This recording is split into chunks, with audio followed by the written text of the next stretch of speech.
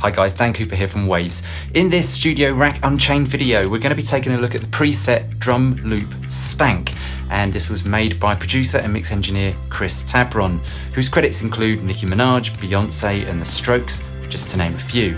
Now, this is a very handy preset for adding a bit of character to your electronic or acoustic drum loop samples.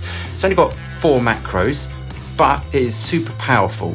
Let's take a quick listen to what we can do with this. First, let's take a listen to the drum loop that we're going to be processing with Chris Tabron's Drum Loop Stank Studio Rack preset. Then we'll have a play around with the macros and unchain it piece by piece.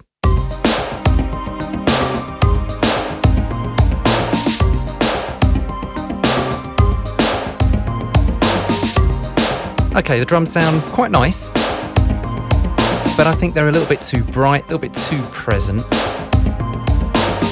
And I reckon the low end can have a bit more in it, a bit more thump, a little bit more energy. Now, it's only got 4 macros, this: stank, attack, boom, lo-fi, hi-fi. Now, what do all these mean? If we select the All tab, we get to see the parallel racks here and the plugins that populate it, as well as the plugin chain down the middle here. Now, stank, if you see there, on macro 1, adjusts the output level here on this parallel rack. So rack 1 is dry, unprocessed, 2 being the parallel processing, being the wet. We turn this macro and we get more of this sound mixed in with the dry. And what do we have? Well, we've got some API magic going on there, along with some Kramer compression, distortion, low and high filtering. This may come in handy, and a limiter just to keep everything in check. And what we can do is turn up this process and mute the first rack. This will give us an idea of what this chain is doing on its own. Let's take a quick listen.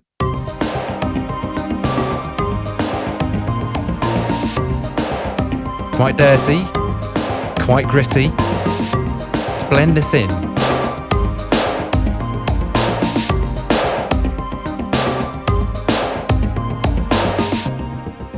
Let's go back around that again. And with stank engaged.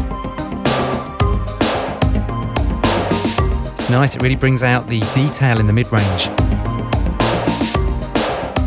Now, attack, what does this do? Now, if you're not sure, when you're playing around with Studio Rack plugins, what macros are assigned to what control, hit the edit button at the bottom here, and it will show us attack adjusts the mid-gain control in Kramer HLS. Well, let's find it. There we go, Kramer HLS. There's our mid-band. To confirm, we can see that that has been highlighted with a red ring around it. But also, if I move this out of the way, of course, we can twist the dial here, attack, and we see that macro has control over that. Very simple. Now, boom, this controls the level of the low band, which is at 60 Hertz. So let's have a little play around with these 2 controls over here on the macro. Let's hear what this can add to this drum loop.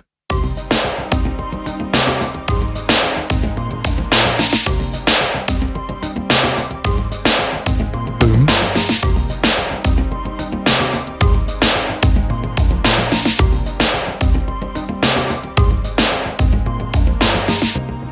So attack is not describing attack as in transient shaping or compression. Instead, it just brings out the detail around 2 to 3K range, which is doing quite a lot for the snare drum in this loop. Now the boom does exactly what it says on the tin. Nice big whack of 60 Hertz there. Beautiful analog sound, big bass sound. So what's next in the chain? Well, we've got lo-fi.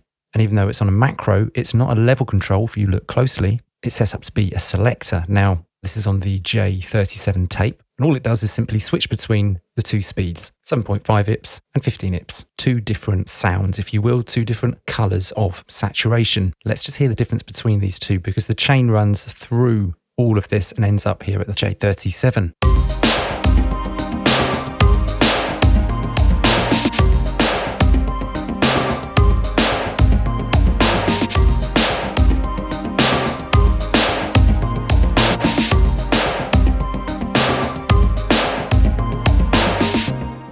Let's listen to the drums before any processing and then hear the results of this Drum Loop Stank Studio Rack preset.